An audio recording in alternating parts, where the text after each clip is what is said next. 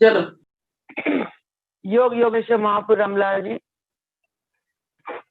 योग मार्तंड मुल्केश्वर भगवान और हम सभी के प्राणाधार तत्वरूप सदगुरु स्वामी देवीदास जी महाराज जी के चरणों में हम सभी बच्चों का साष्टांग दंडवत प्रणाम स्वीकार हो। प्रभु जी के चरणों में प्रार्थना है, हे प्रभु अपनी कृपा करुणा आशीर्वाद से इस महान यौगिक सत्संग को आप जी आरंभ कराए। सत्संग में आप जी स्वयं बुलवाएं, आप जी स्वयं हम अज्ञानी बच्चों को ज्ञान दे और आप जी के ज्ञान को पाकर हम अपने जीवन और जन्म को धन्य धन्य बनाए। आप जी का ज्ञान ही एकमात्र इस संसार समुद्र से पार करने का साधन है। आप जी का ज्ञान ही एकमात्र मोक्ष प्राप्ति का साधन है। हे प्रभु आप ही उस शक्ति के मालिक है जिस शक्ति के द्वारा आप अपने शिष्यों को ज्ञान ध्यान साधन के द्वारा 84 के गेट से मुक्त कराकर मोक्ष पद का दान देते हैं। कि प्रभु आप धन्य है, आप धन्य है। नाथ आप जी की सदा ही जय हो। पुत्र गुरुदेव भगवान की जय। आइए यौगिक सत्संग में आज हम महाराज जी के उस सूक्ष्म व्यवहारिक ज्ञान की चर्चा करते हैं जिस ज्ञान में महाराज जी ने बहुत एक सिंपल सेंटेंस में एक सिंपल वाक्य में फरमाया कि प्राणों को भीतर और बाहर रोकने की आदत सी बना लो। कितनी कमाल का वाक्य है। प्राणों को भीतर और बाहर रोकने की आदत सी बना लो। इस एक वाक्य में प्राणायाम जैसा महान विज्ञान छुपा हुआ है और ये एक वाक्य ही प्राणायाम का व्याख्यान करता है, प्राणायाम की परिभाषा बताता है और इस वाक्य के द्वारा प्राणायाम की महत्वता को समझ आती है। महाराज जी फरमाते हैं कि प्राणों को भीतर बाहर रोकने की आदत सी बना लो। इसका मतलब क्या है? महाराज जी हमें अवगत कराना चाहते हैं ये हम श्वास प्रश्वास चला रहे हैं और जिस श्वास के कारण हमारा जीवन चलता है तो वो श्वास प्रश्वास को किस ढंग से लेना है जिससे हमारा अंतःकरण शुद्ध हो जाए, हमारा मन पवित्र हो जाए, हमारा मन विकारों से रहित हो जाए और हम योग युक्ति के द्वारा एक आत्म अवस्था को प्राप्त कर सकें। इस एक वाक्य से महाराज जी हमें ये समझाना चाहते हैं कि जो हम श्वास भरते हैं यानी कि अपान वायु को लेते हैं और जिसकी दिशा अधोगति होती है, नीचे की तरफ जाती है वो अपान वायु, और फिर हम प्राण को नीचे से ऊपर की तरफ खींचते हैं। तो दो जीव इस प्राणों को प्राण और अपान वायु जब बाहर से श्वास के साथ खींचते हैं और वायु नीचे की तरफ गमन करती है और जब श्वास को बाहर निकालते हैं तो प्राण वायु ऊपर की तरफ गमन करती है। ये प्राण और अपान का हमने इस प्राण और अपान में ध्यान देना है। ध्यान कब जाएगा? जब हमें इस प्राण और अपान को रोकने का, इनका कुंभक करने का एक तरीका आ जाएगा। ये प्राण और अपान की तरफ हमारा ध्यान कब जाएगा? जब हम श्वास प्रश्वास को एक नियमित गति से चलाएंगे।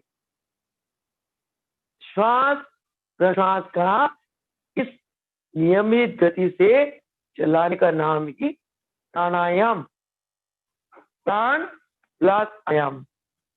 प्राणों को, श्वास को एक नियमित गति से चलाओ, क्योंकि महाराज जी ने इस एक वाक्य में सागर जैसा ज्ञान भर दिया।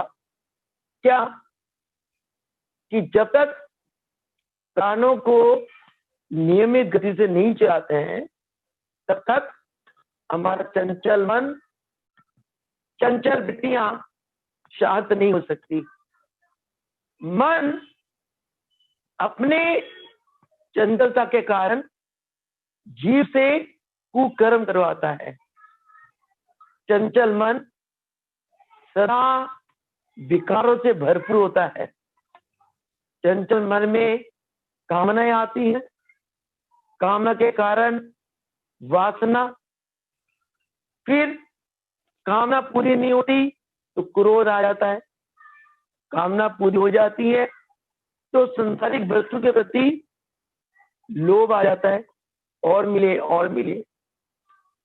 जब संसारिक वस्तु मिल जाती है, फिर उन वस्तु के प्रति मोह आ जाता है, और जब वस्तुएं प्राप्त हो जाती हैं, वस्तु के प्रति मन मोहयुक्त हो गया, फिर बंदा समझता है कि मैं तो परिवार का मालिक हूं, परिवार मेरे अंडर है। अहंकार जाग जाता है। मैं इस संस्थान का हेड हूं, मैं इंस्टीट्यूट का हेड हूं, मैं परिवार का प्रधान हूं, मेरे अनुसार परिवार चलता है। उसका अहंकार जाग जाता है। ये सब मन के विकार, ये चंचल मन के विकार है। अब महाराज जी ने इस चंचल मन की चंचलता रोकने के लिए इतना सुंदर वाक्य कहा, जो अति व्यवहारिक है, कि प्राणों को अंदर बाहर रोकने की आदत ही बना लो। श्वास को अंदर ले जाओ, श्वास को अंदर रोक लो, कुंभक करो, आंतरिक कुंभक हो गया। फिर प्रश्वास को बाहर निकालो, बाहर रोक दो, बाहरी कुंभक हो गया। जब श्वास अंदर और बाहर रुक जाते हैं, आप महसूस करना उस श्वास के साथ साथ आपका मन भी रुकता है, क्योंकि धर्म ग्रंथों ने कहा, यत्र मन लियते तत्र प्राण लियते, यत्र प्राण लियते तत्र मन लियते। जहां प्राण लय हो गया, वहां मन लय हो गया। और मन की इस लयता से क्या होता है? मन के विकार सब धुल जाते हैं। मन जब प्राणों में लय हो जाता है, तब ये मन शांत हो जाता है, स्थिर हो जाता है, और मन उछाले करना बंद कर देता है। जब तक मन की वृत्तियां चंचल है, तब तक मन उछाले करता रहता है। मन जीव को बंदरों का नाच नचाता है, ये गुरुदेव फरमाते हैं कि मन का स्वभाव एक बंदर की तरह चंचल स्वभाव है। जब महाप्रभु रामलाल जी, योगेश्वर मुल्कीश्वर भगवान, हमारे प्राणाध्यक्ष सतगुरु स्वामी देवीदास जी महाराज जी जैसे एक महान योगेश्वर गुरु मिल जाते हैं, तब वो अपनी शक्ति से अपने शिष्यों के चंचल रूपी मन को शांत कर देते हैं। महाराज जी के शरण में आते ही हमारा जो श्वास प्रश्वास वो बिल्कुल संयमित हो जाते हैं। यानी कि हम बड़े दीर्घ गति से आनंद की श्वास लेते हैं, दीर्घ गति से आनंद की श्वास छोड़ते हैं। ऐसी अवस्था में हमारा मन योग युक्ति के द्वारा प्राणों के साथ युक्त हो जाता है। जिस गुरु की शक्ति के द्वारा हमारा मन प्राणों में लय हो जाता है, गुरु की उस शक्ति को योग युक्ति कहते हैं। योग की टेक्निक है, क्योंकि योग क्या है? योग एक सम अवस्था का नाम योग है। एक शांत, एक धीरज वाला, एक स्थिर, एक संयमित अवस्था का नाम योग है। इस अवस्था में महाराज जी फरमाते हैं हमारे जो प्राणों का प्रवाह है वो समगति में चलता है।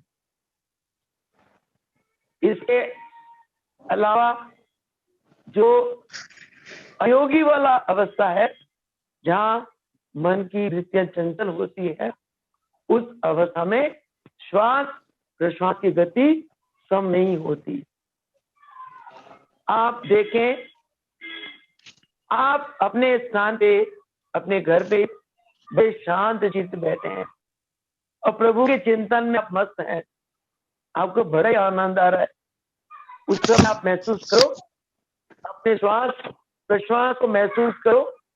आप क्या पाओगे कि आपकी श्वास प्रश्वास की गति दीर्घ और धीमी गति चल रही है। श्वास प्रश्वास दीर्घ और धीमी गति से चल रहे हैं, आप महसूस करना। अचानक कहीं से भी एक दुखद खबर आ जाता है, कोई भी एक दुखद खबर लेकर आपके पास आ जाता है, या मोबाइल में कोई दुखद खबर आ जाती है, उस समय आपका मन परेशान हो जा रहा है, आपके मन की स्थिरता शांति भंग हो जाती है। उस समय आप श्वास प्रश्वास को महसूस करो, आप पाओगे आपके श्वास प्रश्वास बहुत तेज गति से चल रहे हैं। उनकी जो दीर्घता है वो बिल्कुल समाप्त हो जाती है। श्वास प्रश्वास की धीमी गति खत्म हो जाती है। श्वास प्रश्वास छोटी छोटी और तेज गति से श्वास प्रश्वास चलने लगते हैं, जिसे आपको ये महसूस होता है कि जब हमारी श्वास प्रश्वास की गति तेज होती है, उस समय हमारा मन शांत रहता है। वो प्राणायाम की अवस्था नहीं है, वो योग युक्त अवस्था नहीं है। प्राणायाम की अवस्था में क्या होता है? श्वास प्रश्वास की गति धीमी और लंबी चलती है। उस समय आपको आपके अंदर एक अद्भुत आनंद की प्राप्ति होती है। पहली बात है।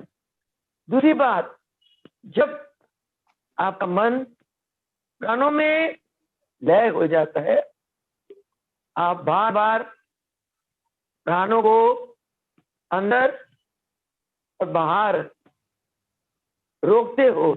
एक आपके अंदर प्रभु की कृपा से एक युक्ति आ जाती है प्राणों को अंदर और बाहर रोकने की। उस समय आप की अवस्था कैसी होती है? उस समय आपके प्राण आपके अपने स्वरूप में लय हो जाते हैं। आपका मन, आपका जो जीवात्मा उस समय प्राणों में लय होकर एक चिर शांति और आनंद अवस्था को प्राप्त करते हो आप। और उस समय आपके मन में कोई विकार नहीं रहते। आपके मन में कोई कामना सताती, कामना नहीं है, न वासना है, कामना नहीं है, वासना नहीं है, तो काम क्रोध लोभ मोह अहंकार भी नहीं है।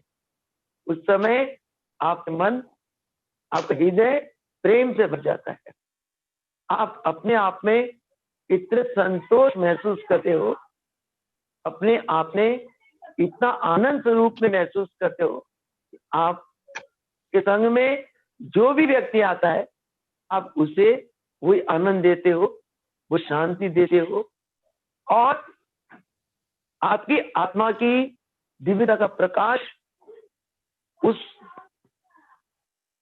आपके सामने आने वाले व्यक्ति पर पड़ रहा है, तो वही प्रकाशित हो जाता है, वो भी उसका अंतःकरण में आनंद से भरपूर हो जाता है। यही कारण है हम जब अपने गुरुदेव के चरणों में जाया करते थे, हमारे गुरुदेव चरणों में जाते ही हमें कुछ नहीं कहना पड़ता था, मन मत हो जाता था। और जैसे घर से निकलना, बस गुरुदेव की यादों में इतनी आनंद की तरंगे उठती थी कि गुरुदेव के पास जाना है, और जाकर जो उनके चरणों में जो आनंद की प्राप्ति होती थी, वो आनंद की उस आनंद के बारे में अंदर चिंतन आते ही हमारे रोम रोम, गुरुदेव के दर्शन के पहले ही हमारे रोम रोम हर्षित उठते थे। जैसे घर से निकला, हाँ गुरुदेव के चरणों में जा रहे, वहां जाकर ये आनंद की प्राप्ति होगी, ये विचार आते ही अंतःकरण गदगद उठता था। और बाकी गुरुदेव के चरणों में जाकर प्रणाम करते ही जैसे उन्होंने अपने वरद मस्तक में रखा, रोम रोम हर्षित होते थे। कई बार तो इतने गदगद होकर प्रेम आंसू निकलते थे, और गुरुदेव ऐसा प्यार करते थे कि जैसे माँ के गोद से बिछड़ा बच्चा बहुत टाइम बाद माँ की गोद में आ गया हो, और माँ कैसे दुलार करती उसको, ऐसा प्रेम, ऐसा आनंद तरंगे हृदय में उठा करती थी। ये इसलिए हमारे गुरुदेव महान योगी हुए।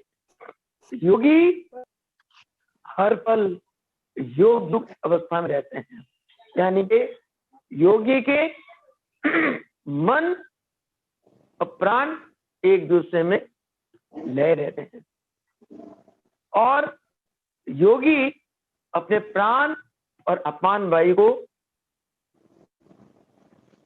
एक दूसरे में ऐसे मिलान करते हैं, प्राण और अपान वायु का, योगी का प्राण और अपान एक दूसरे में बिल्कुल अभेद रूप से मिल जाते हैं, दोनों के बीच डिस्टिंक्शन खत्म हो जाती है। साधारण अवस्था में तो योग युक्त अवस्था में नहीं होते हैं, उन व्यक्ति के हमेशा प्राण वायु ऊपर की तरफ चलते हैं, अपान वायु नीचे की तरफ चलते हैं।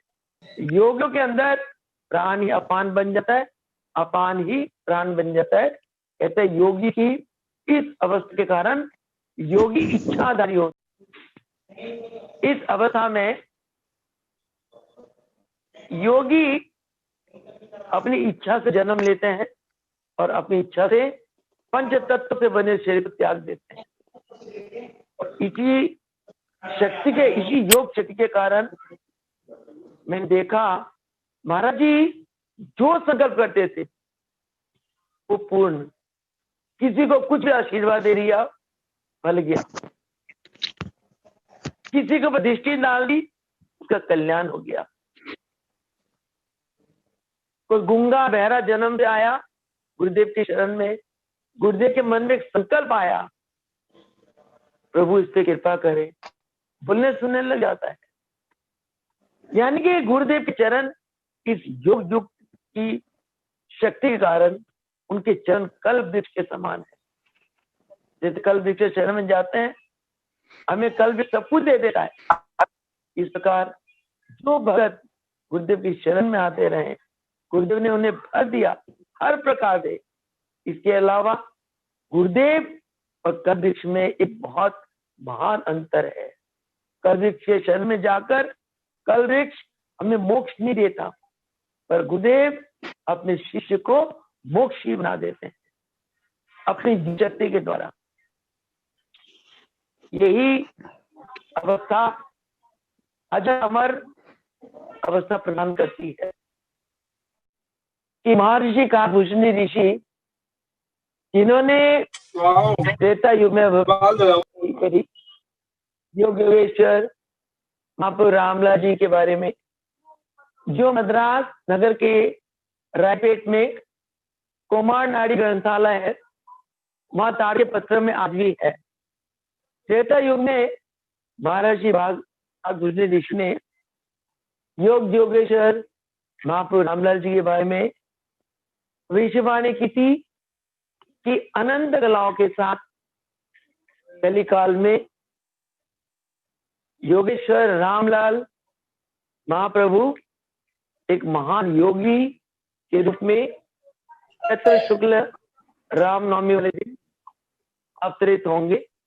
और इसके अतिरिक्त महाप्रभु जी के बारे में महर्षि काकभूषण जी ने अनेक अनेक भविष्यवाणी की, जो हमने देखा जाना, गुरुदेव ने बताया, बिल्कुल एक एक वाणी सच की। ऐसे महर्षि काकभूषण जी ये अजय है और अमर है, अजन्मा है, उनको अमर तत्व प्राप्त है। गुरु वशिष्ठ को इस बात की जानने की बड़ी जिज्ञासा हुई, तो आज भी महर्षि काकभूषण जी हिमालय के उच्चतम शिखर में ध्यानित समाधि अवस्था में विराजमान है। आकाश मार्ग से गुरु वशिष्ठ गए काकभूषण ऋषि जी के पास। उन्हें देखकर ऋषि बड़े हैरान हुए। ब्रह्म ऋषि, आज अब कैसे इस दास पर कृपा करने का, इस दास को दर्शन देने की आपने कैसे कृपा की? तो वशिष्ठ जी बोले, हे ऋषिवर, मैं एक प्रश्न लेके आया हूं आपके पास। उन्होंने बताया, फरमाए कि ऋषिवर, मुझे वो युक्ति बताए जिस युक्ति से आप अजन्मा है, आप अजर है, अमर है, आपका ना कोई जन्म है ना कोई मृत्यु है, वो कौन सी युक्ति है? तो महर्षि काकभूषण जी ने फरमाया कि हे ब्रह्म ऋषि, मुझे अपने गुरु की कृपा से एक योगी ऐसी युक्ति प्राप्त है जिस युक्ति से मैं प्राण और अपान को मिलान करता रहता हूं। हर वक्त मेरा प्राण अपान बना रहता है, अपान प्राण बना रहता है। ये युक्ति, प्राण को अपान बनाना और अपान को प्राण बनाना, ये युक्ति मेरे गुरुदेव ने मुझे दीक्षा के समय बताई, और मैं गुरुदेव की आज्ञा का पालन तब से लेके आज तक कर रहा हूं। इसलिए मुझे ना कोई, मुझ पर ना कोई दृष्टि का प्रभाव पड़ता है, ना वाणी का, ना कानों का, ना स्पर्श का। मैं इस संसार में निर्लेप होकर विचरण कर रहा हूं। गुरु वशिष्ठ बड़े प्रभावित हुए। तो कहने का भाव है, महाराज जी ने फरमाया कि हर वक्त योग युक्त अवस्था में जो शिष्य रहता है वो अपने प्राणों के ऊपर विजय पा लेता है, मृत्यु के ऊपर वो विजय पा लेता है। योग युक्त अवस्था के द्वारा अभ्यासी प्राण और अपान को मिलान करते हुए प्राण और अपान को एक दूसरे में अभेद कर देते हैं, और वो हर पल अपने आत्म स्वरूप में स्थित रहता है। स्थूलता से सूक्ष्मता में चला जाता है, और सूक्ष्म शरीर में यानी कि आत्म स्वरूप में उस जीवात्मा का, उसकी स्थिति होती है, उसका निवास होता है। और क्योंकि आत्मा निर्लेप है, आत्मा अजर है, अमर है, शाश्वत है, अविनाशी है, तो वही आत्मा की अवस्था जीव को प्राप्त होती है। इसलिए महाराज जी फरमाते हैं कि हम बच्चों को नित्य प्रति सुबह शाम जितना हो सके प्राणायाम का अभ्यास करना चाहिए, और हर वक्त अपने श्वासों में, श्वास की गति में ध्यान देते हुए मनोवृत्तियों को अंतर्मुखी करते हुए मन को प्राण में और प्राण को मन में लय करने की जो युक्ति है, उस युक्ति का हर पल हमें अभ्यास करता रहना चाहिए। तभी हमारा अंतःकरण शुद्ध होगा और हमारा प्राणों का खिंचाव हर पल हमारे आत्म तत्व की तरफ रहेगा। आत्मा का आनंद, आत्मा का ज्ञान हमें अनुभूत होगी। हम स्वयं आत्मज्ञानी होते हुए दुनिया को आत्मज्ञान बांटने में सक्षम होंगे। स्वयं आनंद रूप में रहते हुए संसार को उस महान आनंद बांटने में हम सक्षम होंगे। और हमारे गुरुदेव हमसे यही बात अपेक्षा करते हैं, हम स्वयं योगी बने और दूसरों को योगी बनाए, स्वयं आनंद रहे, दूसरों को आनंदित करें, स्वयं ज्ञान को प्राप्त करते हुए दूसरों को ज्ञानी बनाए। महाराज जी फरमाया कि हम बच्चों को जोत से जोत जगाते चले जाना चाहिए। जो खुद प्राप्त करो, दूसरों को भी वो प्राप्ति कराओ। यही परहित का सबसे महान कार्य है जो हमारे गुरुदेव हमसे चाहते हैं। तो महाराज जी फरमाते हैं कि जो प्राणायाम करता है उसको हर पल अमृत रस की प्राप्ति होती है।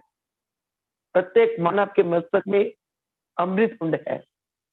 अभ्यासी खेचरी मुद्रा के द्वारा उस अमृत कुंड से अमृत रस को प्राप्त करता है, और वो प्राप्त अमृत कुंड से अमृत रस तब निकलता है जब आपका मन प्राण में, प्राण मन में लय हो जाता है, और उस अवस्था में आप प्राण और अपान वायु को एक दूसरे में मिलान कर लेते हो।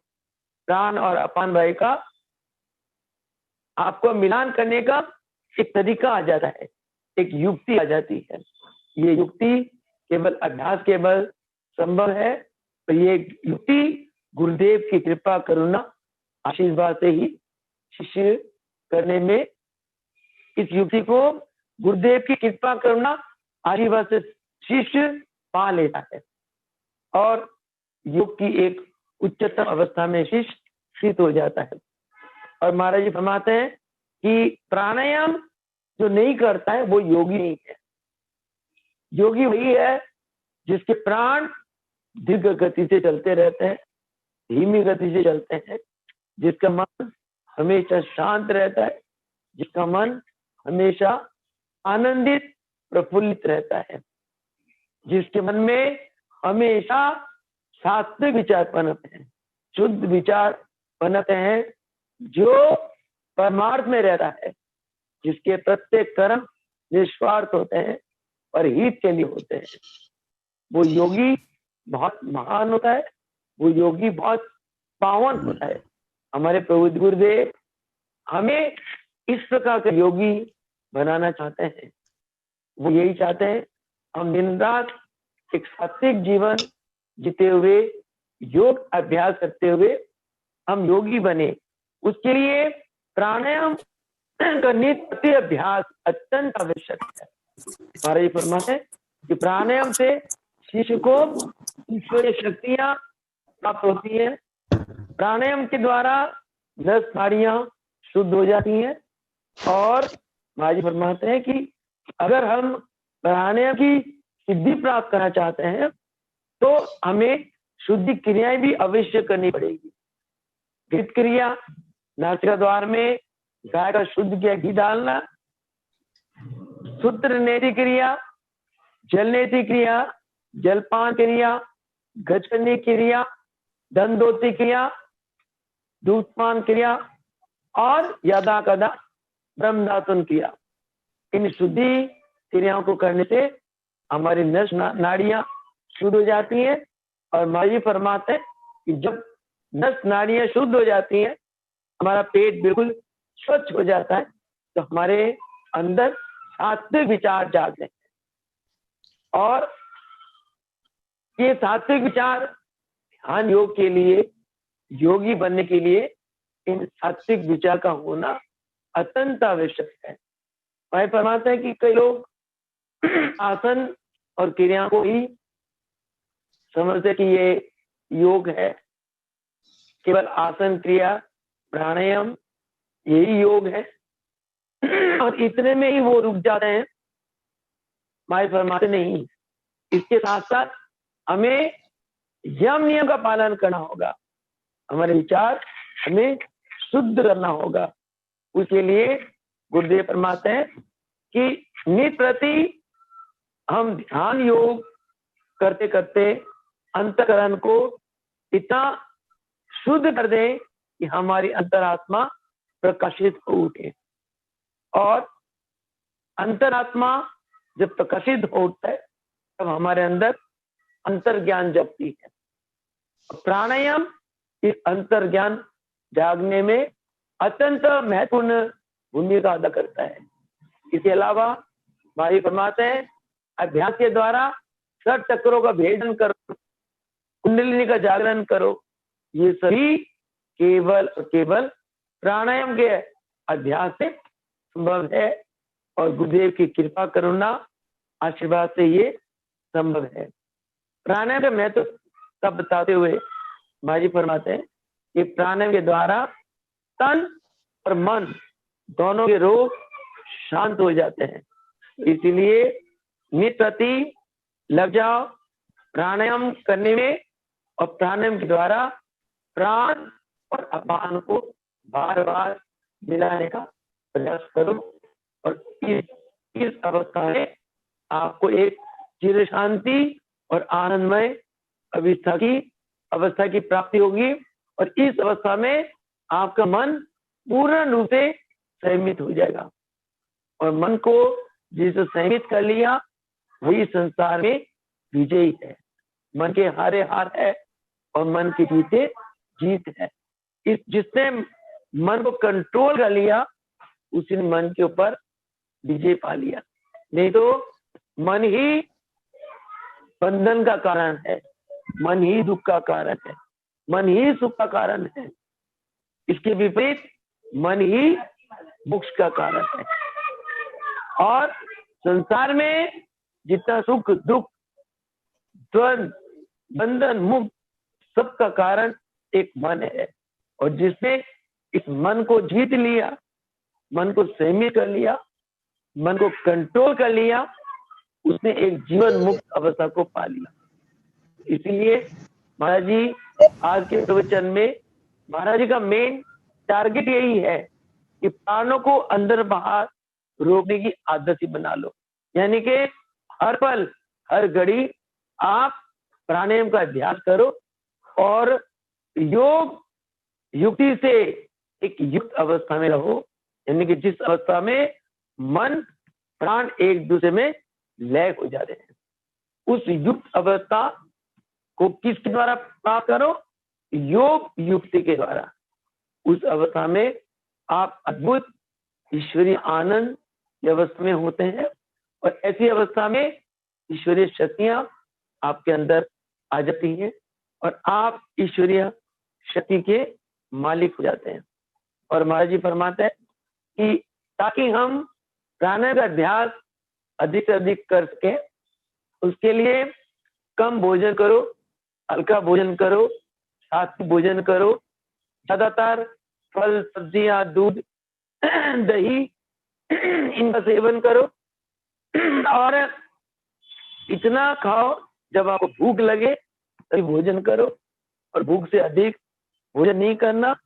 तामसिक और रात्रिक भोजन को हमने त्याग कर केवल और केवल सात्विक भोजन करना है।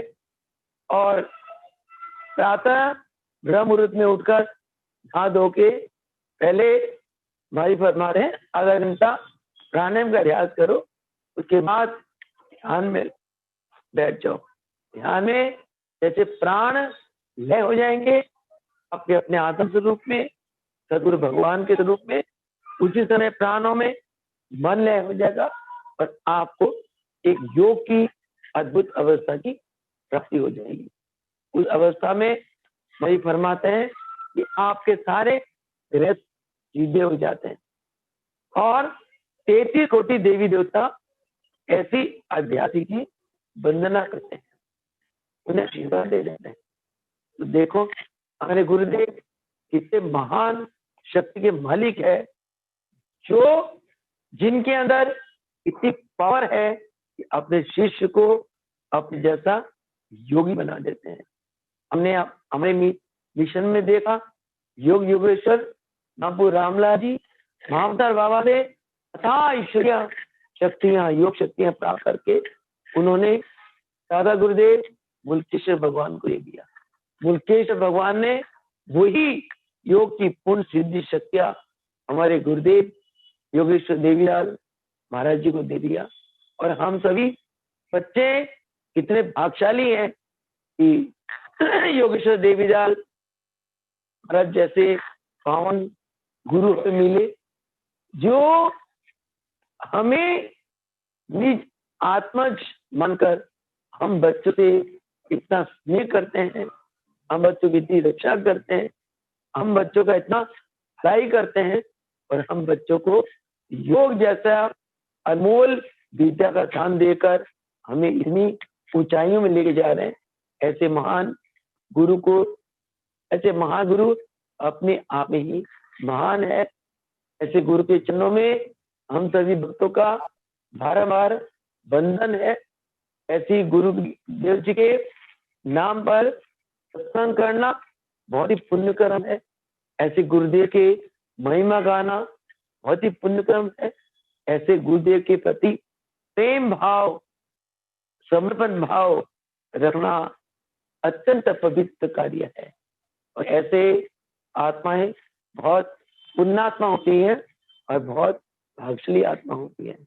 इतना कहते हुए आज सत्संग में अपनी वाणी को विराम देंगे और युग योगेश्वर महापुर रामलाल जी, मुकेश्वर भगवान, सतगुरु स्वामी देवीलाल महाराज जी के चरणों में प्रार्थना करेंगे कि प्रभु आप की जो प्रसन्नता है हम बच्चों के लिए, हम वही आपकी प्रसन्नता के पात्र बने, यानी कि नित प्रति योग अभ्यास करके अपनी सफलता की तरफ आगे बढ़े, अपनी मंजिल तक पहुंच जाए।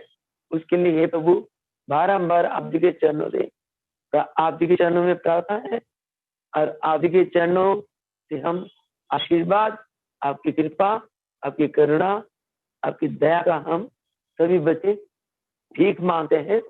इतना कहते हुए आज सत्संग में वाणी को विराम देंगे। बोलो सदगुरु भगवान की, बोलो योगेश्वर महाप्रभु रामलाल जी की जय हो, मुल्केश्वर भगवान की जय हो, सतगुरु सदगुरुदेव भगवान की जय हो, योग दरबार की जय हो, सांचे दरबार की जय हो।